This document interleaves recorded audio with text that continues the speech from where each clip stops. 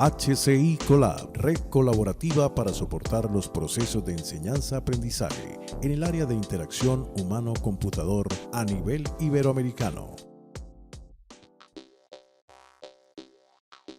Un año de webinars en interacción humano-computador. Bienvenidos a esta sección de webinars, año 2021. Hoy nos acompaña Lourdes Moreno, desde la Universidad Carlos III de Madrid, España, con el tema Aplicación de métodos de interacción hombre-máquina e inteligencia artificial. Pues bueno, muchas gracias, profesora, y le cedemos la palabra. De acuerdo, muchas gracias, Luis, y buenas tardes a todos. Voy a compartir la presentación. ¿Todos bien, no? ¿Se ve la presentación?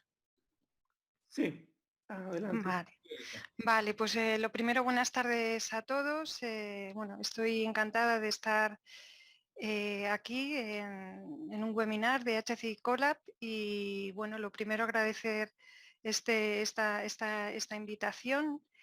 Lo primero que quería hacer era presentarme. Soy Lourdes Moreno, pertenezco al grupo de investigación ULAT del Departamento de Informática de la Universidad Carlos III de Madrid y también soy miembro investigador del CESIA, que es el Centro de Subtitulado y Audiodescripción, que depende del Ministerio de Asuntos Sociales en España. Por otro lado, y no menos importante, y por ello que esté hoy, bueno, pues feliz de estar aquí compartiendo con vosotros, pertenezco a la Asociación de Interacción Persona-Ordenador, soy la presidenta. Y bueno, es un honor para mí estar aquí, ya que tanto en la red HCI Colab con AIPO, pues somos dos sociedades pues amigas, colaboradoras. Me consta que todos conocéis a AIPO porque César, Jaime, Wizi, Tony, pues compartimos miembros y hacen una gran difusión. Y también aquí desde AIPO pues dar la enhorabuena a HCI Colab por todas sus acciones, como los webinars. Aquí, bueno, quería poner distintas actividades de la asociación, pero no quiero entretenerme porque además todos los conocéis, sabéis que tenemos una revista, la asociación, a la que podéis enviar publicaciones y muchos estáis enviando. Desde aquí agradeceros toda vuestra participación. Tenemos un congreso en septiembre. Y también, bueno, pues hay una escuela de verano que va a haber que es su primera edición y que va a haber ahora en julio. Y desde aquí también, pues agradecer a la red HCI Colab pues por toda la difusión y tenemos por muchos estudiantes predoctorales de Latinoamérica que, bueno, que espero que les guste esta escuela de verano. Voy a empezar con la presentación. Tenía un título muy largo, muy poco accesible, por cierto. Pero en realidad la presentación de hoy lo que trata es un poco de introducir la parte de accesibilidad desde un punto de vista cognitivo y terminar con un proyecto en el que se ha implementado esta accesibilidad cognitiva.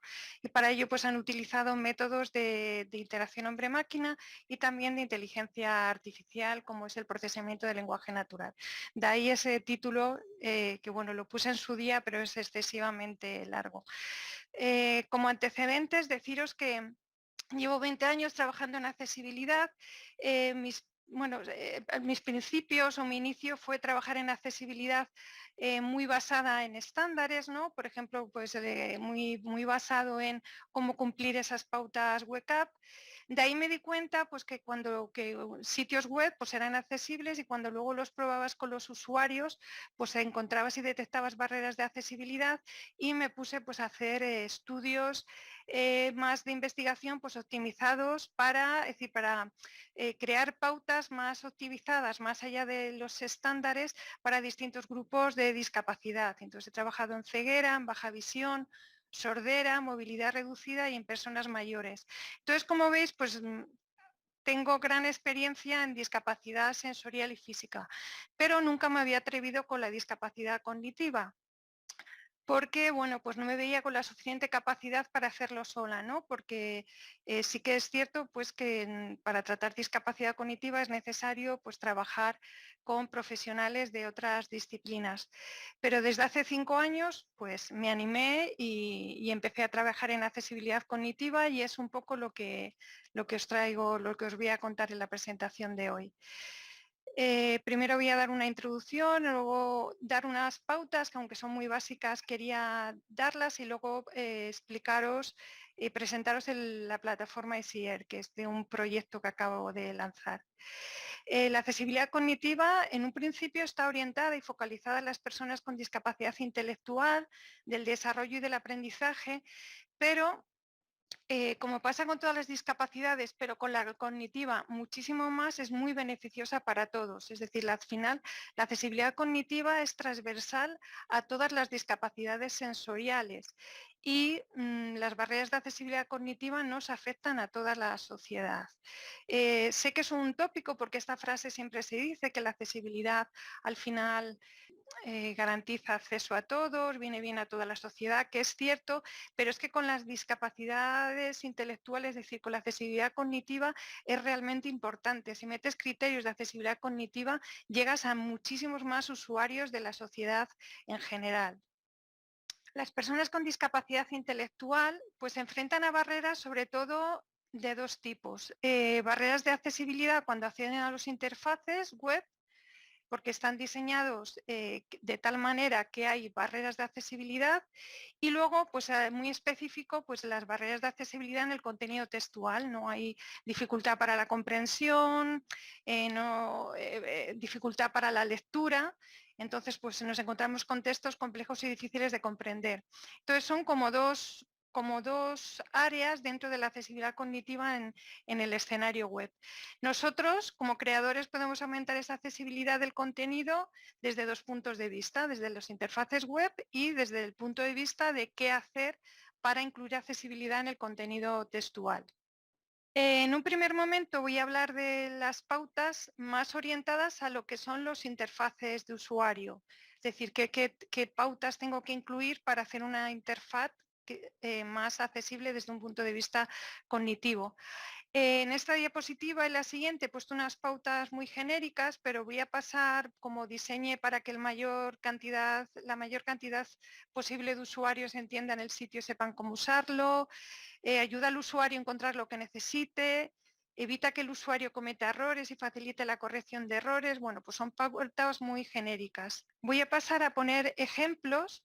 Seguramente cuando los esté presentando diréis, bueno, qué ejemplos más obvios, ¿no? Son muy de sentido común, además muchos están solapados con muchísimos criterios de usabilidad, pero realmente luego cuando te pones a analizar las páginas web, la mayoría de ellos no se cumplen, ¿no? Y hay realmente barreras de accesibilidad en este sentido.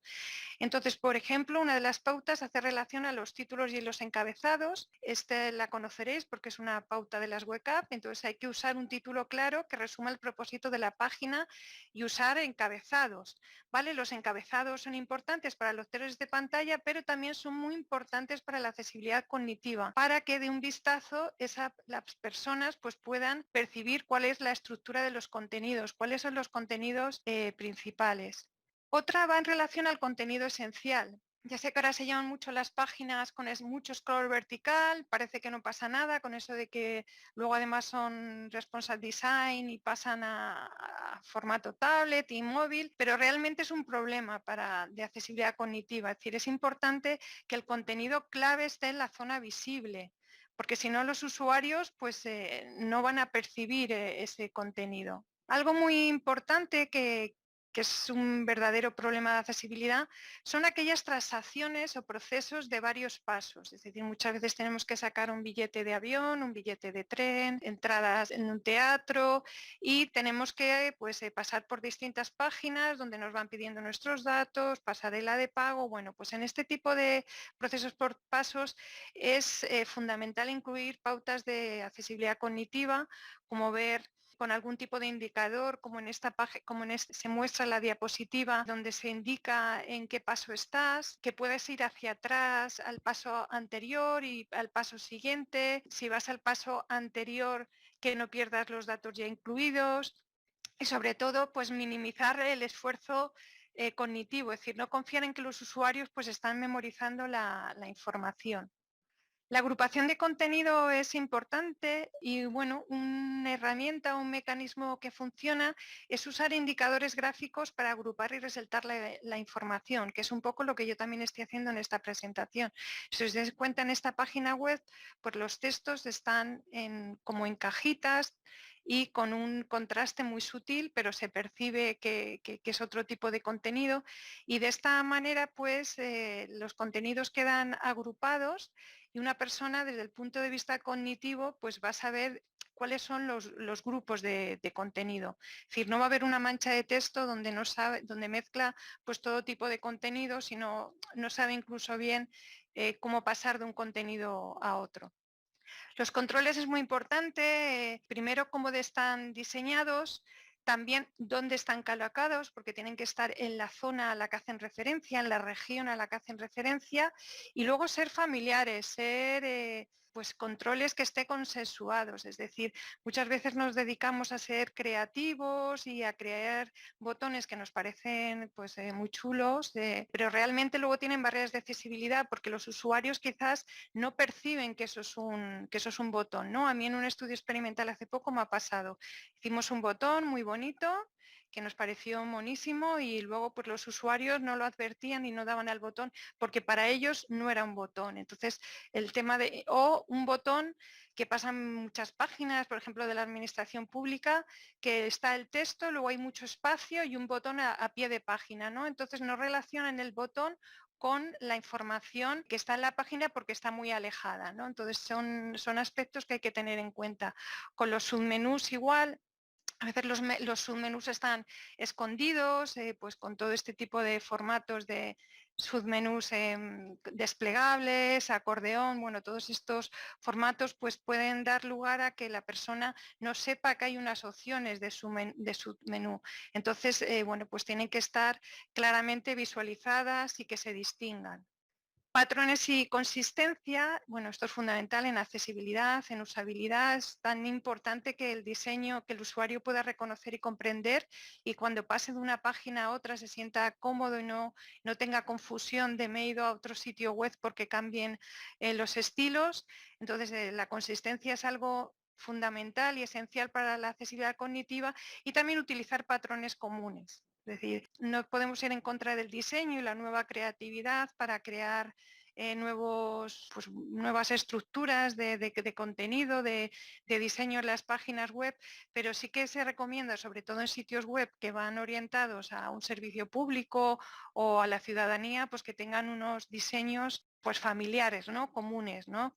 Es decir, no sé, el buscador siempre está a la izquierda, perdón, a la derecha en la esquina superior, pues bueno, pues lo mejor sería seguir utilizando ese tipo de espacios para estos elementos. Y no innovar si no haces pruebas con usuarios, ¿no? Para confirmar que aunque lo cambies de sitio, aunque lo cambies de apariencia, los usuarios lo siguen localizando. Símbolos, pues esto ya se ha hablado además en webinars aquí en la red, ¿no? Para la discapacidad cognitiva, autismo y otro tipo de discapacidades intelectuales, pues los símbolos, los iconos, los pictogramas son de gran ayuda, pero igual que pasa con los controles, estos deben ser intuitivos, deben ser familiares, deben estar probados por usuarios, porque si no, al final lo que hacen es confunden al usuario en vez de ayudar y deben transmitir un significado único, ¿no? Entonces, si se quieren probar con nuevos símbolos, siempre tiene que ir acompañado de estudios experimentales con usuarios. Los formularios, pues, ¿qué vamos a decir? ¿No? Es uno de los elementos más sensibles desde el punto de vista de accesibilidad y de usabilidad. Hay que intentar que las personas evitan errores, guiarlos, ¿no? Guiarlos para que puedan rellenar ese formulario, evitando los errores y si tienen los errores, pues facilitando el que puedan corregirlos y, por supuesto, pues usar etiquetas e instrucciones claras, bueno, pues lo que es diseñar un formulario pues siguiendo pautas de accesibilidad y de usabilidad y en el caso de la accesibilidad cognitiva pues es esencial seguir estos criterios. Y luego llegamos al último punto que quería llegar, que bueno, hasta ahora hemos visto pautas que se referían más a las pautas de accesibilidad de una interfaz web. He dado las más sencillas o las más básicas. Y luego está el punto de que hay que utilizar un contenido claro y comprensible. Es decir, tenemos que utilizar estructuras gramaticales en el contenido textual sencillas, no utilizar la pasiva, no utilizar dobles negativas, proporcionar párrafos cortos, no manchas de textos. Bueno, pues entre todas estas pautas, a mí una de las que más me preocupan y que según estudios provoca muchísimas barreras de accesibilidad en relación no solamente al contenido textual, sino a elementos de interacción, es el tema del léxico, ¿no? Hay que utilizar un léxico sencillo, hay que utilizar palabras que sean comunes, que sean familiares, hay que intentar, pues, siempre hay que pensar a qué audiencia vas dirigido y qué tipo de sitio web es el que estás diseñando, pero cuando hablamos de sitio web más divulgativos, de servicio público, que van orientadas a la ciudadanía, pues hay que utilizar palabras comunes y familiares, ¿no? Entonces, pasando a este punto, al del contenido, a la accesibilidad cognitiva al contenido textual, yo he puesto aquí como los 4 trabajos para mí más importantes, que son las pautas de lectura fácil, las del lenguaje claro, las WCAG, que incluyen pautas de accesibilidad orientadas al texto, y la de la documentación del VTC de COGA, que es como hacer el contenido usable para personas con discapacidad cognitiva, que incluye también esta pauta y técnicas. Algo que quería resaltar es que quizás ahora cuando empiezo a hablar de accesibilidad al contenido textual, pues quizás muchos estáis pensando que eso no va con la HCI, ¿no? Yo creo que sí, al final el contenido textual es un elemento de contenido muy importante en cualquier aplicación y no solamente afecta a lo que es un contenido textual, afecta al título de un sitio web, a los encabezados, a los enlaces, fundamental, los nombres de opciones de menú, etiquetas de formulario, entre otros elementos. Si, como os he dicho antes, tomando referencia a esos 4 trabajos, bueno, pues indican distintos pautas, patrones, criterios que hay que cumplir y en todos, como veis, se repite pues que no hay que utilizar palabras inusuales, palabras difíciles, complejas, que hay que utilizar un lenguaje claro y sencillo y como patrones pues también utilizar palabras claras, ¿no? Entonces, bueno, pues desde hace unos años yo me he centrado en, bueno, tenemos estos requisitos de accesibilidad, además por normativa en muchos países hay que cumplirlos, ¿cómo lo hacemos, no? Estos estándares, como pasa con muchos, luego no dan técnicas, ¿no? De cómo hacerlo o a qué se refieren con utilizar ese lenguaje claro, ¿no? La única que da técnicas y que son las WCAG 2.1, que en este sentido lo que nos dicen es que hay que proveer, es que hay que intentar dar como un método de sustitución, es decir, dar una palabra que sea más fácil, un sinónimo, o también recursos aumentativos, da otros recursos como definiciones, sinónimos más sencillos para que ayuden a la comprensión del texto, ¿no?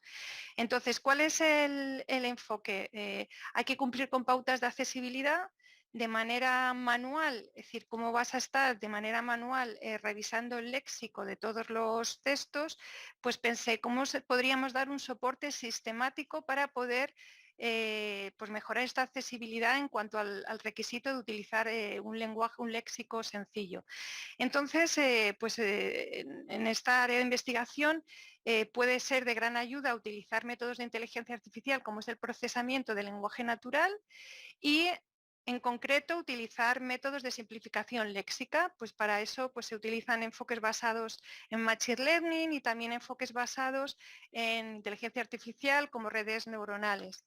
También se utilizan recursos del lenguaje como corpus, etiquetados, diccionarios, diccionarios de frecuencias muy útiles para ver si una palabra es familiar o no es cotidiana o no es cotidiana y también modelos del lenguaje. Por supuesto, en este tipo de investigación, como he empezado al principio de mi presentación, se necesitan equipos interdisciplinares y bueno, pues en el marco del proyecto que os voy a presentar luego, pues se ha tenido que contratar a expertos en lectura fácil, lenguaje claro, para poder elaborar esos corpus etiquetados y así pues poder utilizar estas técnicas de Machine Learning y de inteligencia artificial que nos permita hacer ese soporte sistemático. Y siguiendo enfoques de diseño centrado en el usuario, porque muchísimos de los enfoques basados en Machine Learning, inteligencia artificial, se validan a través de competiciones en congresos, ¿no? Pero no están centrados en las personas. Y en este caso, bueno, pues dentro de este proyecto que os voy a presentar, sí que se están haciendo validaciones con usuarios.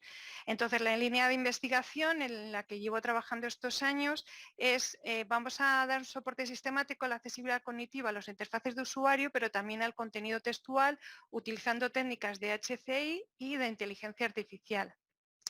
Y entonces, en este sentido, pues surgió el proyecto ISIER, que es un proyecto que ha sido, bueno, ganamos una especie de premio y ha sido financiado por la Fundación Universia y por Indra.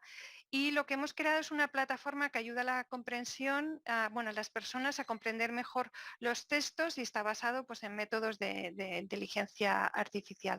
Luego os muestro cómo funciona. El sistema lleva un sistema subyacente, ¿no?, de procesamiento de lenguaje natural, que lo que hace es que tú introduces un texto, ese texto detecta qué palabras complejas hay, genera posibles sustitutos, es decir, sinónimos, y selecciona uno más sencillo. Y además, pues el español tiene muchísima riqueza, pero tiene mucha polisemia, ¿no? Entonces, a la hora de ofrecer recursos aumentativos, como es una definición o un sinónimo, tenemos problemas con que una palabra, dependiendo del contexto, significa una cosa u otro. Entonces, también tenemos un proceso de desambiguación. Entonces, empezando por el primer módulo, pues es detección de palabras complejas, detectar si una palabra compleja lo es o no, y esto se hace utilizando técnicas de Machine Learning, utilizando colecciones de textos anotadas por expertos en lectura fácil. Entonces, en el marco de este proyecto se ha creado un corpus que además está libre y que se puede utilizar para poder pues, entrenar modelos del lenguaje para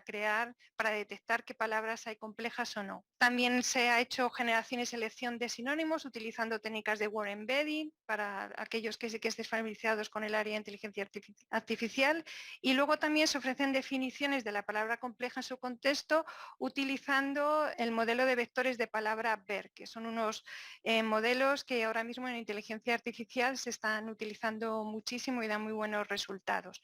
Vale, ese sería pues todo el enfoque del soporte sistemático utilizando técnicas de inteligencia artificial para poder cumplir con esos requisitos de accesibilidad. Algo que quería decir es que efectivamente esta contribución, como otras, es un avance en procesos sistemáticos de simplificación, y los modelos utilizados aprenden sobre recursos que han sido creados por persona y por expertos de lectura fácil, pero no hay que olvidar que al final que las máquinas hayan entrenado y hayan creado sus modelos sobre estos datos creados por las personas, pues tienen una capacidad limitada y al final, bueno, pues siempre tendría que haber una capa quizás de revisión manual o avisar al usuario que puede ser de ayuda, pero que al final es algo sistemático. La plataforma es muy sencilla, se ha creado metáfora de Google, es muy sencilla, se dan instrucciones, todo esto ha sido creado junto con personas con discapacidad. Entonces, en esta cajita de texto que veis, pues se introduce un texto, se da el botón y en el texto lo que hace es que se van resaltando las palabras que el algoritmo ha pensado que son, ha analizado y son complejas, y cuando te pones encima de ellas aparece un tooltip con un sinónimo más sencillo y además en la parte derecha aparece una caja con los recursos aumentativos, como es sinónimos y una definición.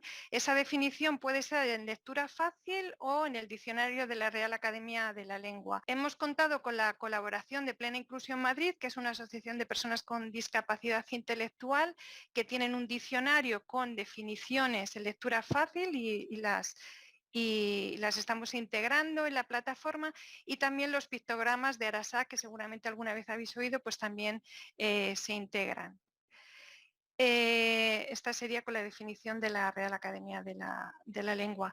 Es un diseño responsivo, entonces también ahí se puede utilizar en aplicación móvil, y también hemos desarrollado un plugin para que directamente pues en cualquier página web pues detecta las palabras complejas. Si te pones encima de la palabra detectada, te da un sinónimo más sencillo. ¿Vale? Eso sería a nivel de contenido de la accesibilidad cognitiva al contenido de tipo texto.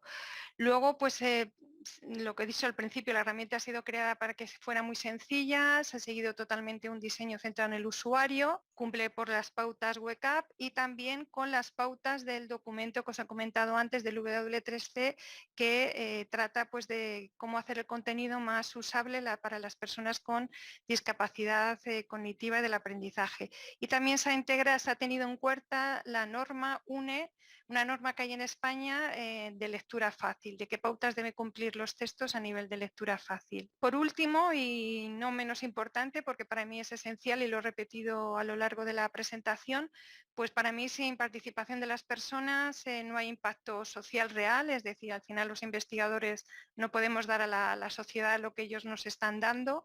Entonces ha sido, desde el inicio se ha tenido en cuenta a las personas con discapacidad, he trabajado con 2 centros de personas con discapacidad intelectual, se ha hecho su comité de ética para seguir todo un reglamento de ética. Y bueno, he contado con la colaboración de distintos centros del Grupo AMAS, que es una organización en España de personas con discapacidad intelectual. Y nada más, ya terminar, como la presentación luego creo que se publica, os he dejado aquí referencias de todo el material del que he ido hablando y también a nivel desde el punto de vista de accesibilidad cognitivo y también las referencias de los artículos que están ahora publicados del proyecto ISIER. Y nada más, muchas gracias a todos, espero haber presentado bien y haber transmitido lo que quería y estoy abierta a cualquier pregunta. Pues bueno, muchas gracias por la presentación y tenemos aquí un par de preguntas que voy a colocar en el chat. Bueno, la primera pregunta la hace nuestro amigo César Alberto Collazos. Y bueno, agradece Lourdes la charla, que es muy interesante. Y tiene 2 preguntas. La primera es, ¿cuáles pautas pueden ser utilizadas en entornos no web? Y la segunda es, ¿cómo considerar y adaptar las pautas mencionadas considerando el contexto, dispositivo de interacción y paradigmas de interacción? Vale, las pautas son genéricas en realidad, es decir, es el problema incluso que tienen, que son muy abstractas, tienen un nivel de abstracción bastante alto. Entonces, aunque están aplicadas a web, sí que se podrían trasladar a, por ejemplo, dispositivos móviles, pero trabajos en la actualidad no hay muchos, es decir, esto en este sentido sería, bueno, pues un frente abierto a la investigación. Yo ahora mismo estoy, por ejemplo, con 2 tesinas de máster trabajando justo en esta línea, es decir, cómo poder pues abstraer todas estas pautas que está viendo ahora muy centradas en el escenario web, incluso tablet, y cómo pasarlo a dispositivos móviles. ¿Vale? En cuanto a elementos de interacción, pues es algo que tampoco he visto y también está abierto a la investigación. Y sí que cuando ahora estamos estudiando, por ejemplo, que estoy estudiando con estos 2 investigadores esas tesinas de fin de máster, sí que estamos viendo que, claro, que estamos haciendo una especie de taxonomía, porque como muy bien has detectado, hay determinadas pautas que son aplicables simplemente al contenido, pero hay otras que dependen directamente de la interacción, del elemento de interacción.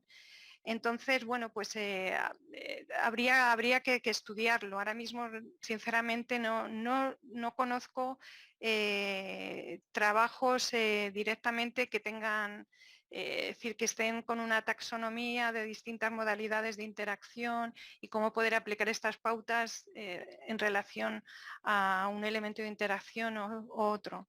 Pero son muy abstractas y es un trabajo muy bonito el bajar esos niveles de abstracción y concretizar en estas cosas que apuntas, César. A mí es algo en lo que estoy ahora trabajando y creo que es muy importante. Muy bien, muchas gracias, Lourdes. Tenemos otra pregunta de Laura Abalay. Dice, ¿estas normas de accesibilidad se aplican igual para apps móviles? No, las apps móviles ahora mismo se rigen por pautas distintas. Siempre nos pasa lo mismo, es decir, sí que hay unos estándares muy fijados para web y entonces para móviles lo que hay son otros trabajos de referencia y luego pues es lo que digo, al final las pautas, tanto las web app como ahora la norma, por ejemplo, nosotros en España tenemos que aplicar una norma europea y esa norma europea sí que incluye pautas para aplicaciones móviles, pero hasta este momento lo que hacíamos es las pautas de accesibilidad que son muy abstractas, cómo se pueden aplicar a los móviles. Entonces, yo siempre que tengo que evaluar la accesibilidad de apps, lo que hago es eso, es decir, cojo las web apps, cojo la documentación de Koga y veo cuáles son aplicables al escenario móvil. Yo ahora mismo, por ejemplo, para escenario móvil, con lo que estoy trabajando es con la norma europea, que además, bueno, pues también ha habido una norma UNE en España y ahí directamente es aplicable a todo tipo de productos y servicios. Entonces, sí que están más delimitadas quizás las pautas para móviles. Pero muchas de las pautas de las que he estado hablando, por ejemplo, el proceso por pasos, es decir, hay varias de ellas que serían directamente trasladables. Hay otras que hay que concretizarlas mejor, que es en lo que estoy también trabajando, como digo. Pero pautas así como decimos las web app, pues no hay para móviles. Hay trabajos por ahí de académicos, investigadores muy buenos, pero no, yo tengo incluso algún artículo con pautas, sobre todo para accesibilidad de móviles en personas mayores, pero no hay un estándar así para decirte. Bien, tenemos una pregunta más de Tony Granoles. Saluda a Laura, que dice que es muy interesante. Dice, con este planteamiento al disponer la pregunta es, con este planteamiento al disponer de inteligencia artificial y prever de un procesamiento automático e instantáneo, ¿crees que en un futuro cercano podremos tener una interfaz normal que disponga de la versión traducida para este tipo de usuarios? Yo creo que sí, siempre teniendo en cuenta lo de la capacidad limitada de las máquinas que he dicho. Pero yo creo que sí, que si se invierte en recursos del lenguaje hechos por usuarios y por expertos del lenguaje claro y por expertos y profesionales en accesibilidad cognitiva, sí que se pueden entrenar modelos y sistematizarlo basándose en recursos que realmente es decir, para que los algoritmos aprendan bien. Lo digo porque hasta ahora te encuentras con muchísimas tareas en competiciones y en congresos de interacción, de PLN, de procesamiento de lenguaje natural, donde, por ejemplo, para decidir si una palabra compleja es o no lo es un grupo de 4 personas que no son expertos y en el momento que una decide que sí que es compleja, ya dicen que esa palabra es compleja. Y los algoritmos, por ejemplo, aprenden de ese tipo de corpus, ¿no? Entonces así no vamos a llegar a ningún lado. Pero corpus como hechos y elaborados y anotados por expertos y por usuarios, yo creo que queda mucho camino, pero se podrían hacer interfaces que de manera sistemática se pudieran hacer en plan de una única web donde se pudiera modificar o enfoques basados en adaptativos, que efectivamente se pudiera tener quizás una versión para este tipo de colectivos. Bien. Tenemos una pregunta más del doctor Juan González Calleros y hace, ¿el uso de los pictogramas les ha presentado algún problema de interpretación del mismo?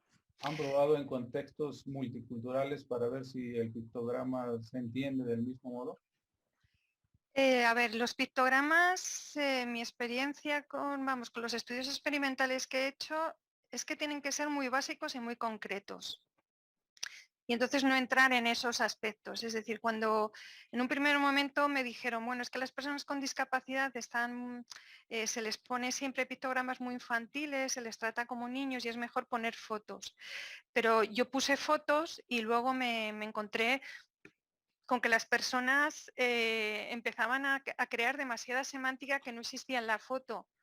Entonces, porque eran fotos abstractas, ¿no? Entonces, a mí lo que yo recomiendo para evitar esos factores es utilizar pictogramas, aunque sean infantiles, muy básicos y que no entren pues en todo este tipo de, bueno, pues que sean de distintas culturas, de distintos países, es decir, que sean muy básicos, aunque parezcan infantiles, porque si no, efectivamente puede dar lugar a distintas interpretaciones y al que el usuario no le aporte nada. Al revés, lo que hace es, más que confundirle, pues perder más tiempo, ¿no? No ir a la tarea que hay que realizar, sino quedarse pensando, ¿y esta foto qué es lo que, es decir, qué información me está, por qué me la han puesto aquí? ¿Qué es lo que me quiere transmitir? ¿No? Entonces, los pictogramas están bien, pero tienen que ser familiares, interpretables, con un significado único y que sean muy sencillos de utilizar.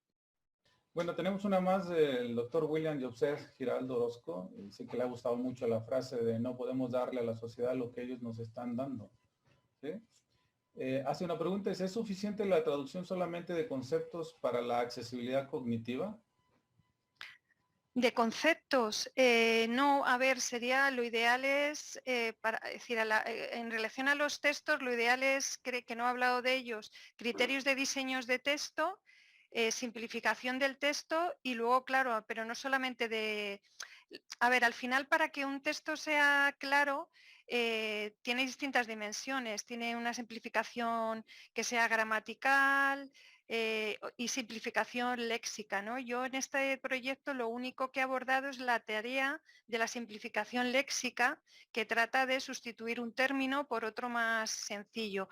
Pero efectivamente esto es una sola tarea, es decir, para hacer un texto más sencillo, pues hay que utilizar distintas tareas del procesamiento del lenguaje natural para hacer simplificación léxica, utilizar paráfrasis, es decir, otro tipo de recursos. En este proyecto solamente lo que se ha abordado es la tarea de la simplificación léxica.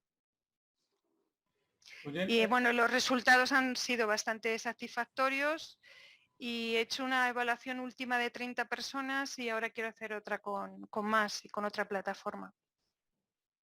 Valga. Bueno, hay varias felicitaciones, Lourdes, por tu charla, muy interesante. Muchas gracias a todos.